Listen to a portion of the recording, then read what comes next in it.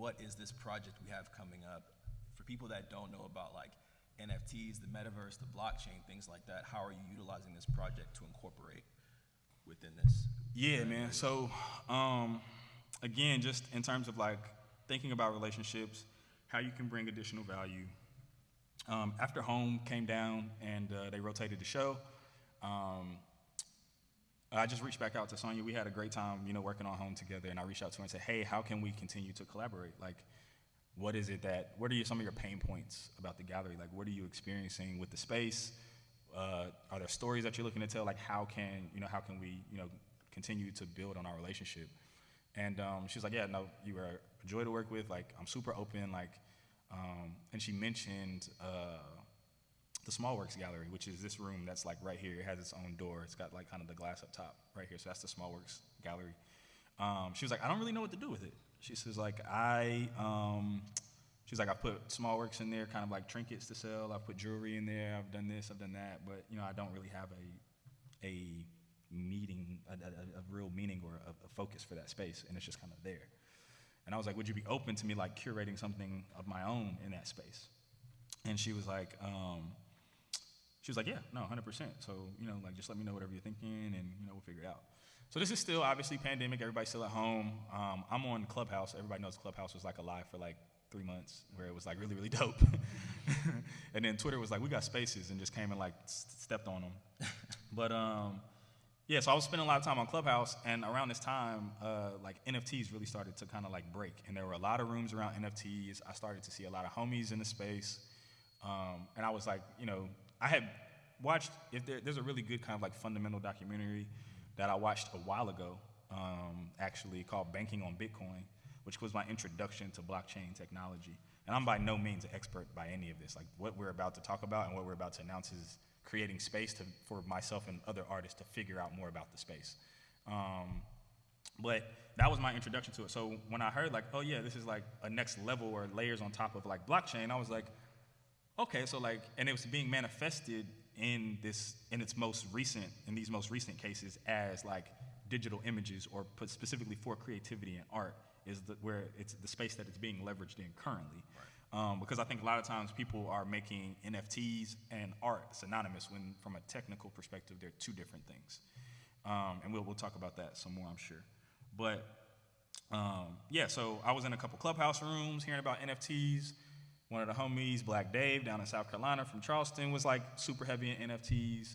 The homie Herman, who will definitely be mentioned some more, Herman Marney, who used to be Director of Visitor Experience and Technology at the Gantt. He's now in DC at the Black Smithsonian.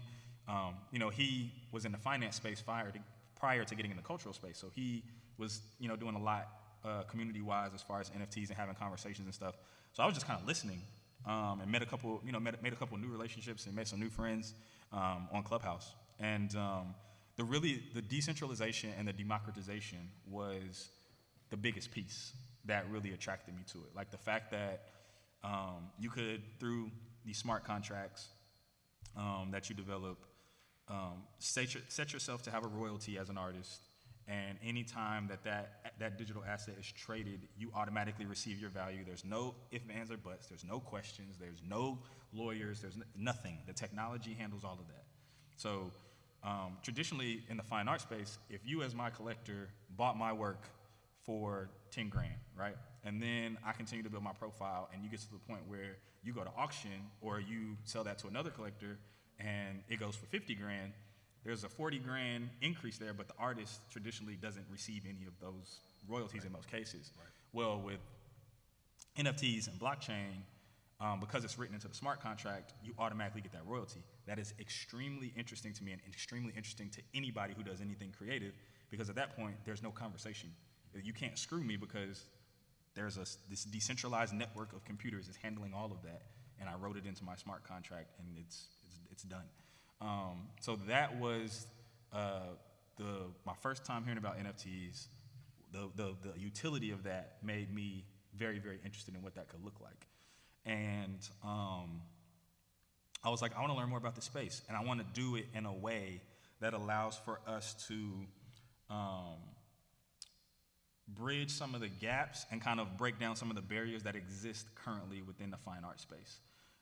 So I like to call them like quantum leaps. So not only are through this project, which I'm going to give the name in a second, through this project will we connect emerging and mid-level artists to institutions and have their work in these institutions, independent spaces, gallery spaces. But let's go ahead and place you 20 or 30 years into the future. I fundamentally believe personally that we're maybe 15, 20, 30 years from like mass adoption, where like a large amount of cryptocurrencies are accepted everywhere. Like you can go to Harris Teeter and buy your groceries with like Ethereum or Bitcoin or something like that. Right. I think we're 20 or 30 years away from that, but when everybody has like their USD debit card and like their crypto card. Like I think we're a ways from that.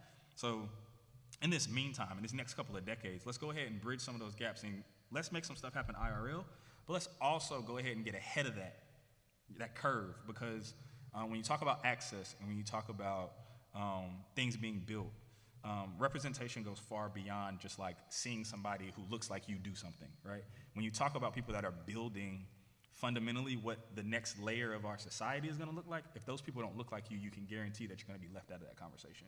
So let's go ahead and do what we can to bridge some of these gaps and things that are happening IRL, but let's take it a step further and introduce you to the opportunity of using this technology to put yourself in that space and understand it as a part of your practice, so that, going back to my other point, when the world is there, you can know how to properly leverage yourself and have conversations to be able to provide for yourself, so that you're not getting caught up in a Web3 replication of what's already happening with Web2.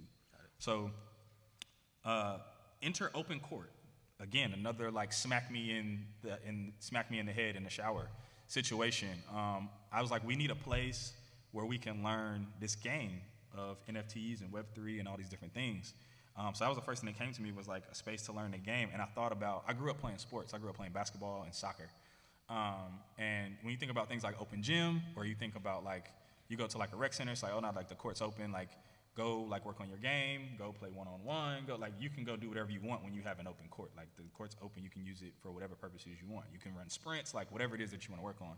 So there was kind of that. And then, and knowing that, also, I was going to be potentially partnering with Sonia for it. It was just, her background with being in courtrooms as a lawyer. Yeah. So there's this interesting tie in narrative and in name, where you have open court, which is now a fully funded series of exhibitions and an artist residency. The first iteration is going to happen here at Elder Gallery. It's going to be called Tethered, and it'll happen sometime in the first quarter of next year. But it's fully funded by the Knight Foundation, which I'm extremely excited about. I'll get to work with 15 artists, specifically Black artists, and we'll be able to, again, have them show their work in a number of established art spaces, while also mirroring some of their work on the blockchain, using NFTs and minting their work. And for me, as a curator, as an artist, as someone who's building community, it is extremely humbling, and I'm extremely excited about the opportunity to be able to work with people who may be in a position that I was in a couple years ago, or maybe even ahead of me as far as a fine art career is concerned. But this new space is something that we can all explore together. So that's the big announcement. That's kind of like the big thing that like, it was kind of like anonymity, and like everybody's like, oh, what is it? Like, so I really appreciate you guys coming out with like very little description, because like for me, like that's the announcement. So I mean, we can give it up for that. Like I'm excited. That's the announcement. Is that open court is happening. Like I said, it's fully funded, and we are again working to bridge some gaps, not only with institutions here in the Charlotte arts community, but also again preparing artists for what the next couple decades of art and creative culture and creative business will look like. So. Dope.